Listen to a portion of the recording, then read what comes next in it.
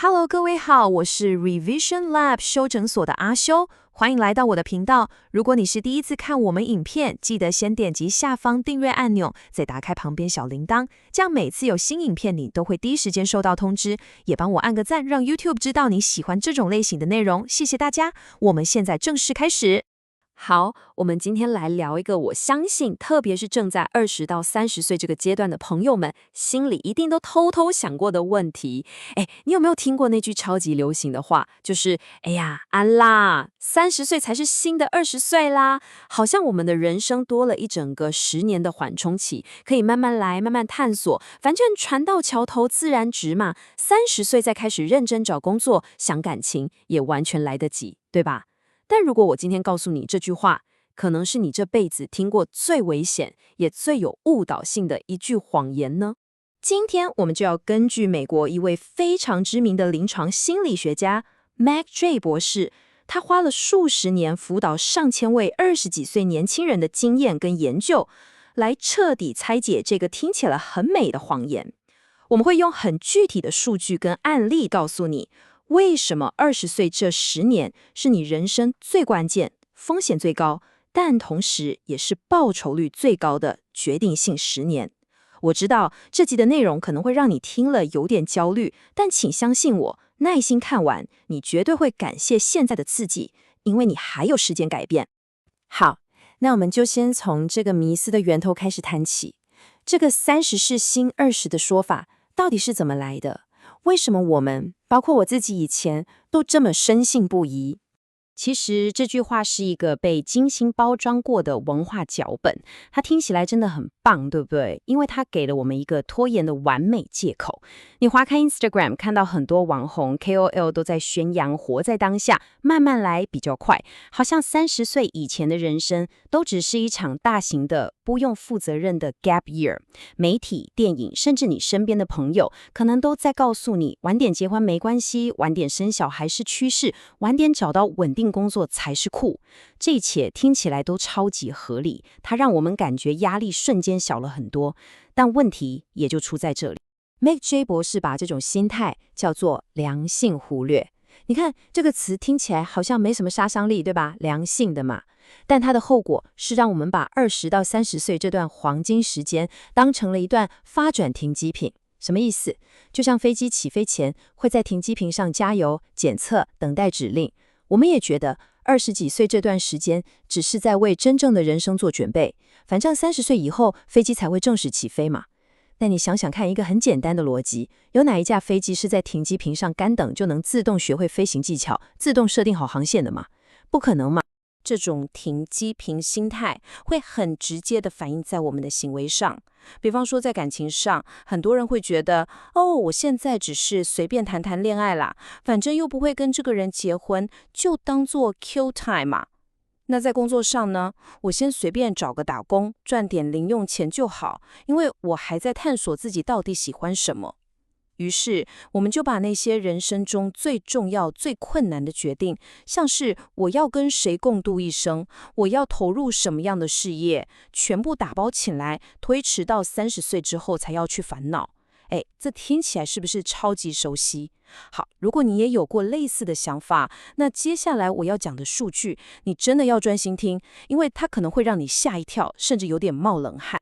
好，重点来了，我们不要再讲感觉，我们直接上数据。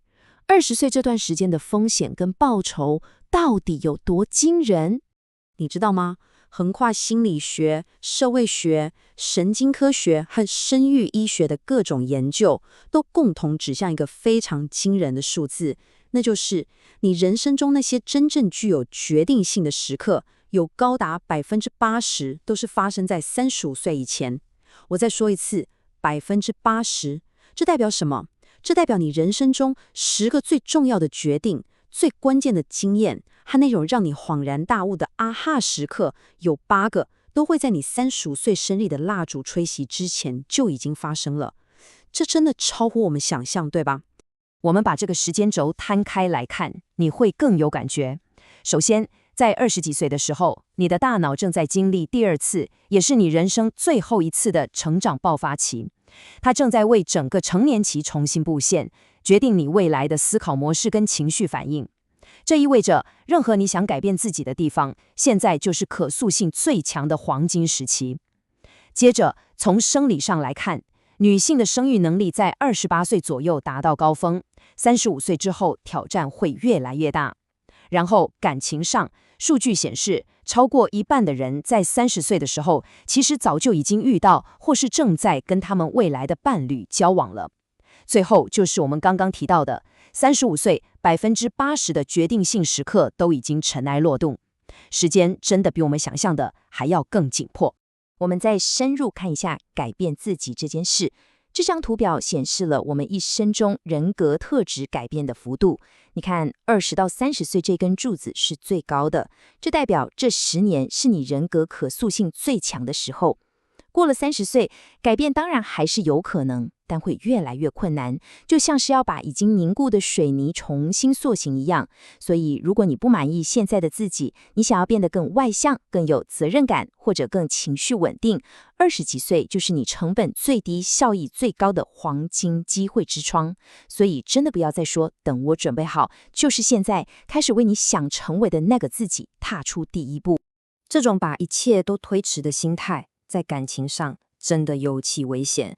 McJ 博士有一个个案跟他说了这段话，我听了真的觉得背脊发凉，但比喻的非常贴切。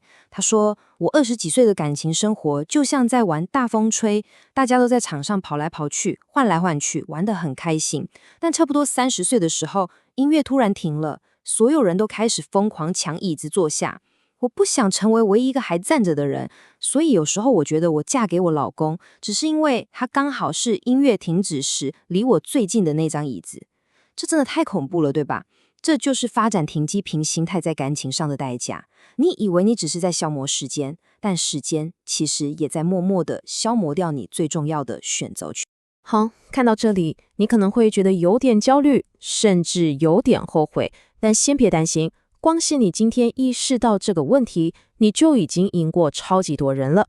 接下来我们要谈的才是真正能改变你人生的关键。McJ 不是提出了3个非常具体、可以马上执行的行动方案，我把它称为20岁人生的3项关键投资。注意哦，这不是要你花钱去买股票，而是要你投资你的时间和精力在最值得的地方。这3项投资分别是：第一，累积你的身份资本；第二，善用你的弱连结；第三，有意识地选择你的家庭。我知道这听起来可能有点像教科书的名词，对吧？身份资本、弱连结，这是什么？别担心，接下来我们一个一个把它拆解得清清楚楚。好，第一项投资，身份资本。什么是身份资本？简单来说，它就是任何能够增加你个人价值的东西，是你为未来的你所做的投资。它可以是一份实习经验、一张专业证照、一个硕士学位，甚至是你解决问题的能力、你看起来的样子、你说话的方式。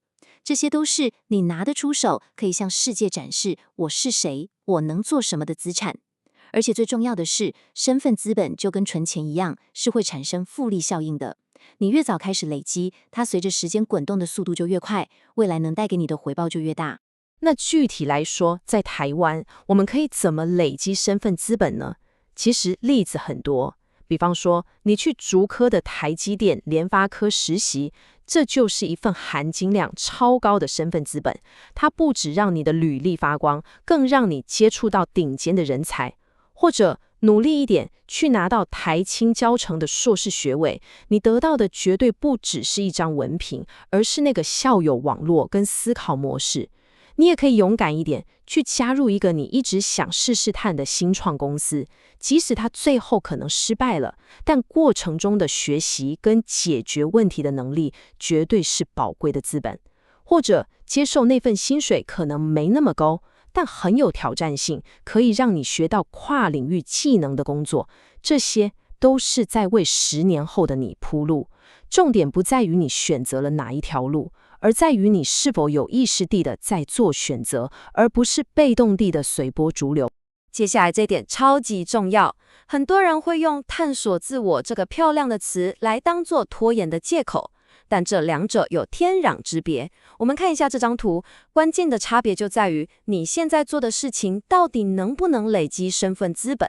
比方说，你对写程式有兴趣，有意义的探索是你真的去上线上课程，试着接一些小案子，参加黑客松，即使最后发现你不喜欢，你也学到了逻辑思维，这就是身份资本。而纯粹的拖延症是什么？是你花了好几个月在 YouTube 上看各种工程师的一天的 Vlog， 收藏了一堆教学影片，结果3个月过去了，你连一行 Hello World 都没写过。所以现在马上问问自己，你现在做的事情究竟是在为未来铺路，还只是在原地踏步？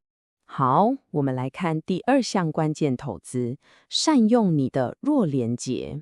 这里要先澄清一个很重要的观念，弱连结不等于你不熟的陌生人哦，它指的是那些在你核心社交圈，也就是你的同温层之外的人脉，像是你朋友的朋友、大学不同系的学长姐、以前打工认识的同事等等。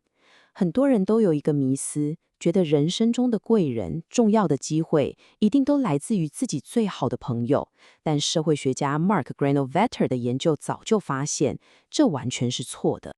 为什么弱连结这么重要？首先，数据显示，超过1半的工作职缺是从来没有在104或 LinkedIn 上公开张贴的，他们是透过内部推荐消化掉的。你想想看，如果你想转职到行销业，你去问你那个当工程师的麻吉，他可能给不了你什么具体建议。但如果你鼓起勇气去问了你大学社团里那个在广告公司上班的学姐，她可能随手就能丢给你几个内部的职缺，或是推荐几个业界的大神给你认识。你的好朋友，他们知道的资讯、认识的人，其实跟你高度重叠。